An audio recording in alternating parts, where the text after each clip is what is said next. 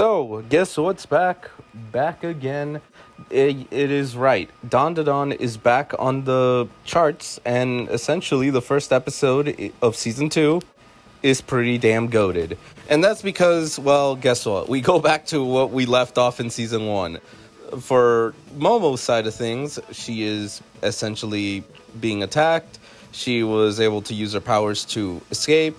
And because she did something, I guess break like a statue or something, it causes a bunch of stuff to start collapsing on everyone. She gets a beautiful scenery before realizing that Turbo Granny is there.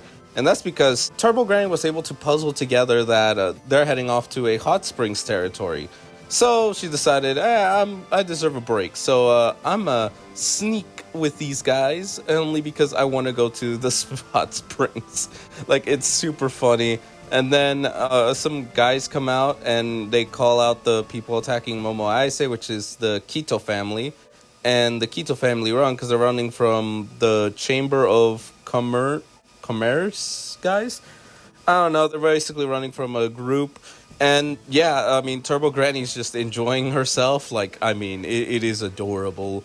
All the while, so Momo Ayase essentially escaped that and now has to kind of puzzle together first the issue with Jin's house, and then eventually she's going to have to deal with the Kito family, essentially, because, I mean, I doubt that anyone's going to let that slide, but the Kito family actually go and pay a visit to Jin, and this kind of reveals the opening, and I can only say it's pretty interesting. I think the first one is still more on the catchy side when it comes down to the music, but I will not say that the second opening is bad. I will say that its visuals are just amazing, and that the music honestly feels like it fits with this opening. So, I mean, that's the best way I can do it. I can put it in terms of that. I'd have to do a video on more on the opening analysis, but that's separate to what I'm about to talk about, being this episode. So, we get more information that while Jin's parents are hospitalized, and since, well, he doesn't work, and, I mean, he's a high schooler, so I guess you can't get money and stuff, essentially the Kitos are allowed to basically go in there, get their food, or do whatever they want to within the house. So long as Jin isn't trying to do anything funny and remains friendly, he doesn't have to pay rent. So essentially, they're just... he has to essentially deal with their shenanigans. And, I mean, that's just something. Obviously, they're still mad about him bringing spirit mediums, which I failed to mention on the final episode review, which was how the Jin's family attempted to bring like people to help deal with the spirit there, and they got like wiped out like brutally.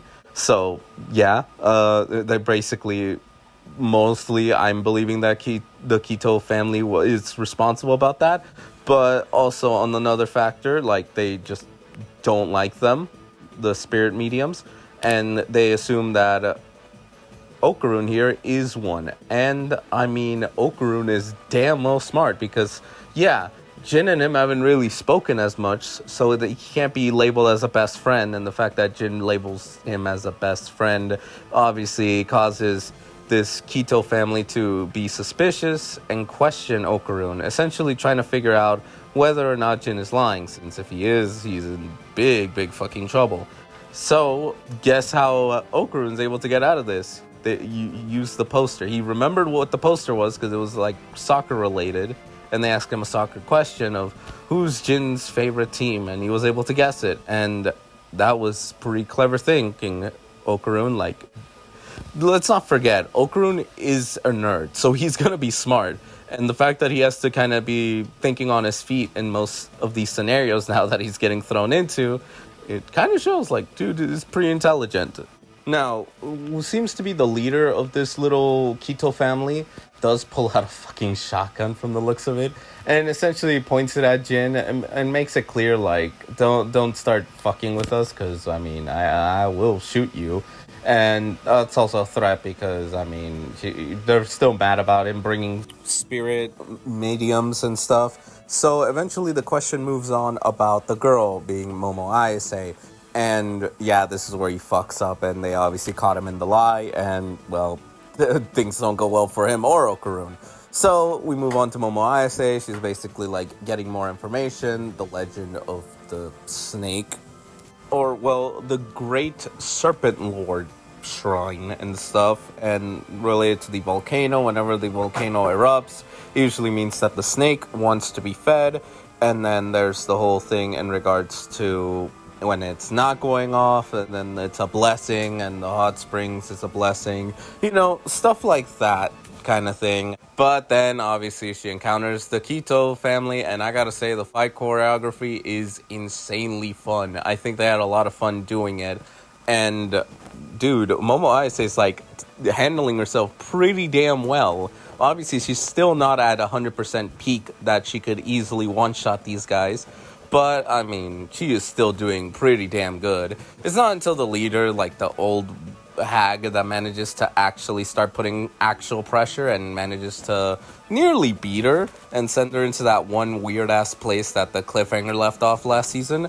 And, yeah, this basically all culminates that right here is where they have like their offerings and stuff, because the house that Jin's parents essentially got is the place that the sacrifices are made. So yeah, why not? Let's make this more depressing and more crazy. But overall, I mean, they managed to push their way through, like Okarun and Jin get back up, push a sofa through it, and try to get Momo Ayase out of there because they're blocking our path to get out. And unfortunately, they all get dragged in. Now, obviously, it is eventually revealed that this giant-ass serpent that they have been giving sacrifices and worshipping, Kuragari, is nothing more than a Mongolian death worm, which is essentially a man-eating worm. And these fools are honestly just feeding people out of sheer delusion, and the fact that they get eaten themselves is poetic irony.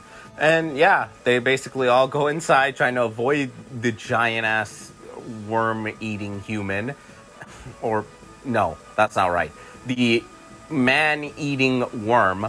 And just as they go inside, Momo and Okarun are acting like off, like something has suddenly affected them. Okarun starts turning into Turbo Granny, and essentially seems like he's going off to attack Jin, and that's how the episode ends. And what the hell kind of way to end this? Like, what the hell happened was my reaction first episode, being the very first one this whole series, and now it's the same, like, what the hell just happened?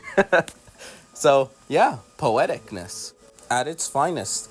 But overall, I mean, I just love how everything is. I mean, the fact that Okarun was able to think on his feet, the fact that Jin essentially, I mean, he did lied about, like, Okarun being, like, his best friend, but I'm almost thinking that part of him wants to be friends with Okarun, so there's maybe some truth in that he views Okarun, like, as a possible best friend.